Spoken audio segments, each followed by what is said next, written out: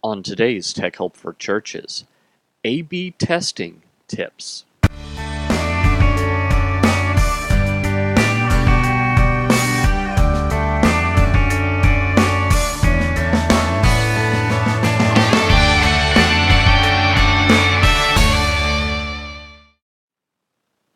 Hi everyone, and welcome again to another episode of Tech Help for Churches. My name is Paul Allen Clifford, and I'm your host, and I'd love for you to join the conversation. So head on over to trinitydigitalmedia.com/contact, and you can leave me a comment there, question, snide remark, whatever you'd prefer, or you can find that there you'll have a list of all my contact information. So my email is paul@trinitydigitalmedia.com, or there's a voicemail number, 1-877-763-3246. That's 1-877-POD-ECHO. Or if you're just someone that prefers Twitter, no problem. My Twitter handle is Paul Allen Cliff, PAULALANCLIF, and you can reach me there. Remember that all three of those names are the shortest possible way to spell them, so it's not the longer spelling of Allen with an E in the middle, it's the shorter one with an A. So, well, actually two A's. So I hope that helps you, and Cliff only has one F, again, because it's Twitter and I'm trying to save characters. So Paul Allen Cliff is a great way to reach me there.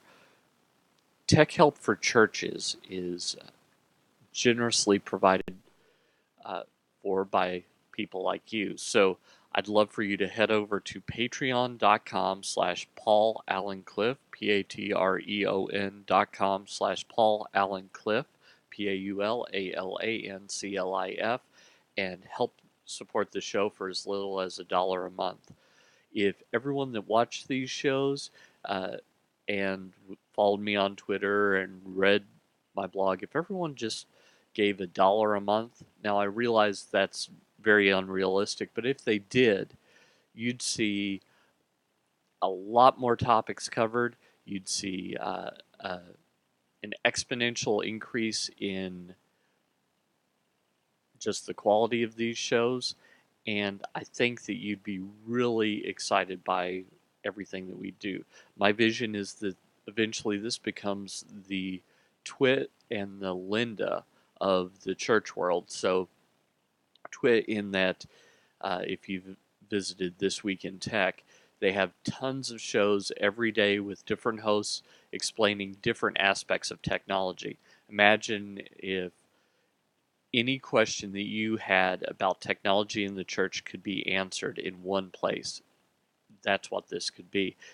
And Lynda, LYNDA.com, is a place where there are just tons of tutorials on every aspect of different software and how to make things work. And imagine again that we had a repository of all these tutorials on church worship software, video editing, it's Photoshop, After Effects, etc., where you could just go, hey, I wonder how you do thus and so, and you would know that this is the place that you go to do it. So that's all possible. So head on over to patreon.com/Paul Allen Cliff and donate today. Okay, so let's talk about A/B testing. I saw a TED Talk. If you're not familiar with TED, it's a conference where they bring in experts in various areas. And this guy was talking about how little we know about how the universe works. Now, it's not the case that he was talking about this in light of astronomy and things like that. What he meant was, we think we know what will work for any given situation, but we're often wrong. And when you think about it, well, yeah, that makes perfect sense. You think you know what would work in raising your children, but a lot of times you'll try it and it doesn't seem to do what you want it to do. You think you know a good way to be a good spouse, but you try what you're thinking and you don't get the reaction you want. You think you know how to lead out in your church, but you try what you think would work, and it doesn't seem to do what you want. So his example was that there is a company that makes powdered, I believe it was laundry detergent, and there is actually an optimal size and shape of the nozzle that they use to spit out the laundry detergent. But no one guessed what that optimal size and shape was. They just had to test a bunch of them until they found a good one. So think about this in light of politics, think about this in light of leading your church.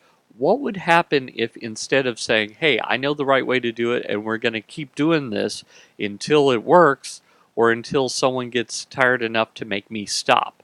What if instead of doing it that way, we approached everything from a let's experiment kind of way? A, you know, I've never done this before. Here's an idea. Let's try that. If that doesn't work, let's try another idea. Let's view this whole thing as an experiment and just go through until we figure out what works. Now, I don't want you to think, well, that doesn't leave room for the Holy Spirit. Of course it does, uh, because while you might not know exactly what will work, enter in with prayer, enter in thinking, okay, I think I'm hearing to go this way. One of the church leaders that I follow says sometimes as a leader, you're only like 51% sure that you've heard correctly from the Lord. So in those cases, I'm not talking about the cases where you're 100% sure the earth shook, you heard an audible voice, a dove flew in and landed and spoke to you. Any of those things, look, if Jesus physically shows up and tells you what to do, and you're sure it's him, by the way, then that's different. What I'm talking about is those situations where you're not quite sure, or let's say it could go either way. Why don't you do some A/B testing? So just trying to figure out what actually works, and see what you can do. Now, a lot of this comes from the internet marketing world, and you know that that's where I get some of my ideas.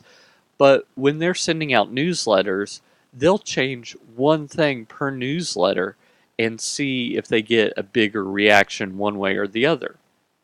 So, for example, what if you send out one new? Let me give you a perfect example from my experience. I was convinced that the best way to get people to open my email would be to give them an enticing headline about what was included. But just for giggles, I also tested weekly newsletter from trinitydigitalmedia.com for, and then the date. I thought for sure no one would want to open that. That's a very boring title. Why would you open that? Doesn't make any sense to me. But in testing, I found that quite the opposite is true. In fact, people tended to open the ones that said that they were a newsletter from me and the date about twice as often as the enticing headline that I'd worked really hard on. So in my testing, I'd send 20% to one group of people, 20% to another group of people, or rather, let me say it a different way. So I had, let's say I have 1,000 newsletter subscribers. I would send 200 of them one title and 200 of them another title, and then the remaining 600 I would send the winner to. Every time, without fail, what happened was people preferred the boring title to the one that I'd worked on. Every time. Didn't matter if I put in a list of things, none of that mattered. It only mattered that I said, hey, this is a newsletter from trinitydigitalmedia.com for this week. I don't get it. I don't get it at all. As a creative person, I wanted to do something creative, but what works. So why wouldn't I go with what works? So let me give you just some tips on what to go through when you're doing some A/B testing. So, first one, you only want to test two variables. So, uh, it you might think, oh, well, what I'll do is I'll change everything on this one and I'll change everything on that one and they'll be totally different and I'll test those. No, no. Notice in my example that I only tested the headline, the what shows up in your email inbox. I didn't test the layout. I didn't test the color scheme. I didn't test bold versus regular text. I didn't test any of that. Only the headline. When I tested that, that's when I found it out. Because if you change a bunch of things, it could be that one of the minor things that you tested actually gives you the result, and you just don't think that's true. So you ignore that minor thing only to find out test after test later that the minor thing, like, oh, I changed the color of the text here to red, changing the color of the text actually got people to read it more than changing the headline. So if you change multiple things, you don't know what's caused it. So you need to make it as granular as possible. Secondly, more people in the sample is better. In my example, I said 200 people. 200 is better than 20, which is better than 2. So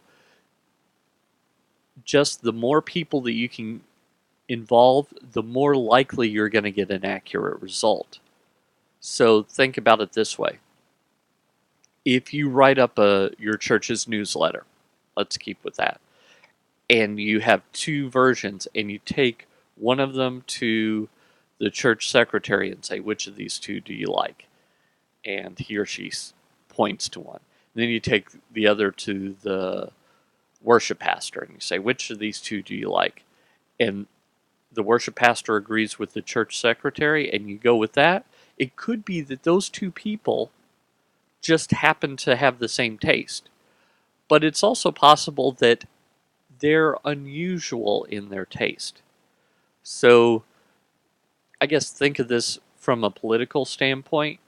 If you just go to two random people off the street, while it's unlikely that they would prefer a libertarian candidate over, say, a Republican or a Democrat, it's possible that you could have just happened, the first two that you happened upon were the only two that you were going to get in a sample of 200, 2,000, 200,000 that believe that way. So a bigger sample size really matters because these errors tend to they tend to dissipate.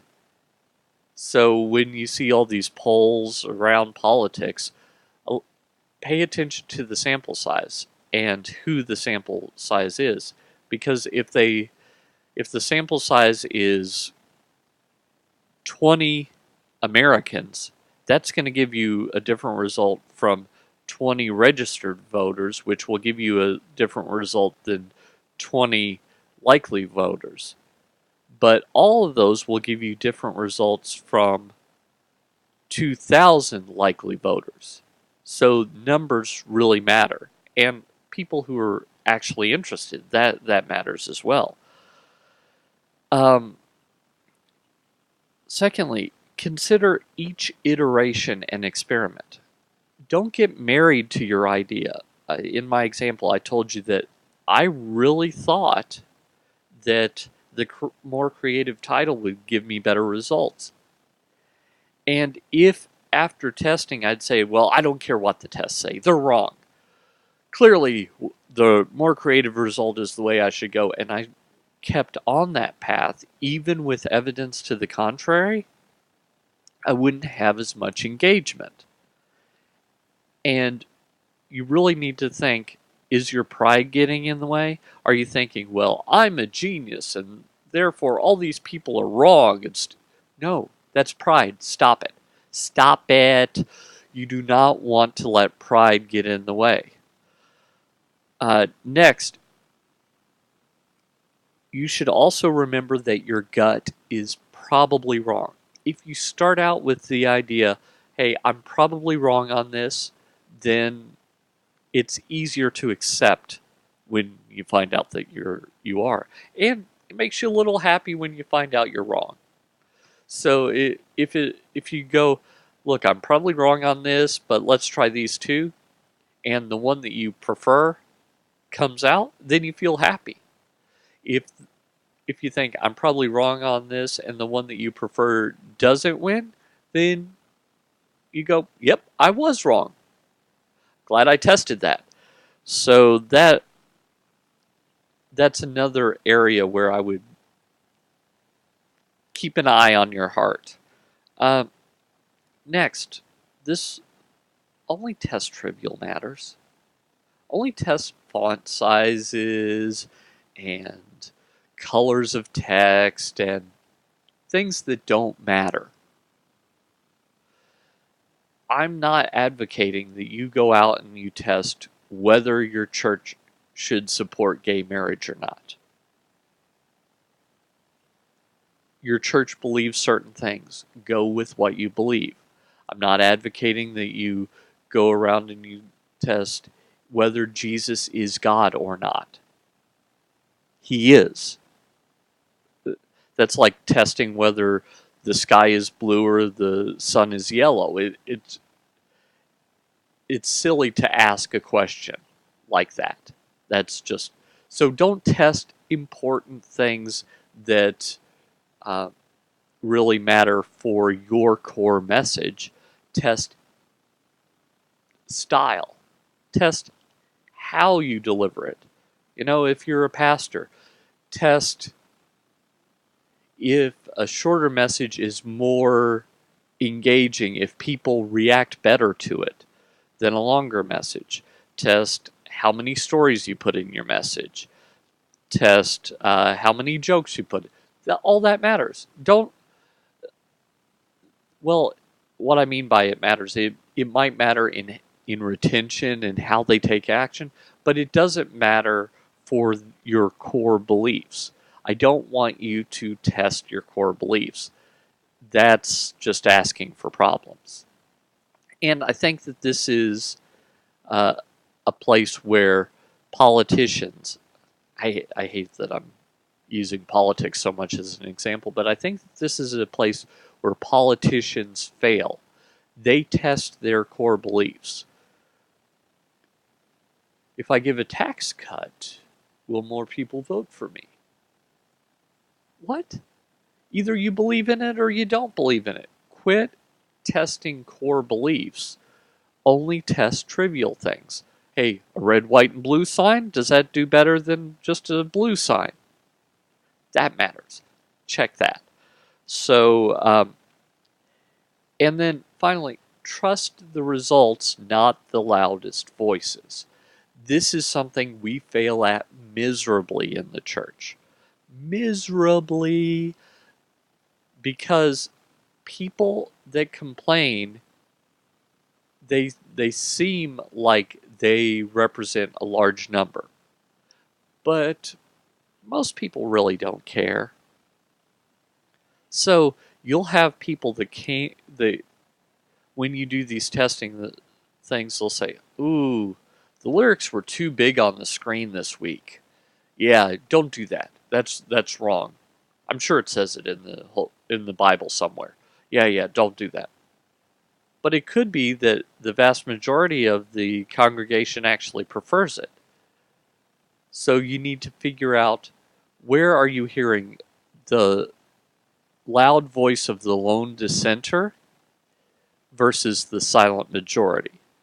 Now, it could be that the voice you're hearing is representing the majority, but you don't know that. So don't don't depend on loud voices. Trust results. So whenever you can, get unbiased numbers. When it comes to email, if you have that ability in your email program to see who opened things versus who didn't, trust that versus one email back going, oh yeah, I hate the new layout. Well, maybe you're the one person that hates the new layout, but everyone else loves it. And I can tell because everybody opened it this time as opposed to 15% of the people last time. 15% of the people opened your preferred layout, 100% opened this one. Huh, which one is it? So trust results. Don't trust loud voices. So why are we doing this? Well, it turns out that these little seemingly unimportant things matter in people's engagement. One color will draw their attention more than others. A second thing might just cause them to really engage, or it might mean something to them that it doesn't mean to you. Green might mean technology to you, but to your audience, it might mean money. So if you have a green article, if you've got an article that uses the color green, your audience might see that as, oh, he wants more money, even though what you're saying is we need to be more technological. So it turns out that these things do matter, and what you want is you don't want to just choose your preferences because your preferences really don't matter. I mean, seriously. If changing one thing about style impacted one person eternally, is it worth it? If you change the font and that somehow gets someone's attention who wouldn't have noticed before and they come to your church and they give their life to Christ, even if you hated that font, is it worth it? Yes. So I think that your preferences really shouldn't matter. I think that what matters is what works. And as a tech guy, I love technology, but if tomorrow I found out that a flannel graph worked better than a projector, I'd go with the flannel graph. If I found out that paper newsletters worked better than email, I'd go with paper. It doesn't matter what I prefer, it matters what works for the sake of the kingdom. Not for the sake of my kingdom, but for the sake of the Lord's. So that's why I'm telling you to give it a try. Just to see if your preferences are off, if you're wrong about something, no big deal. Better to fix it now than to and have a better impact than to not fix it and not go out and change eternity. And that's really what I want you to do. So until next time, I'm Paul Allen Clifford with TrinityDigitalMedia.com.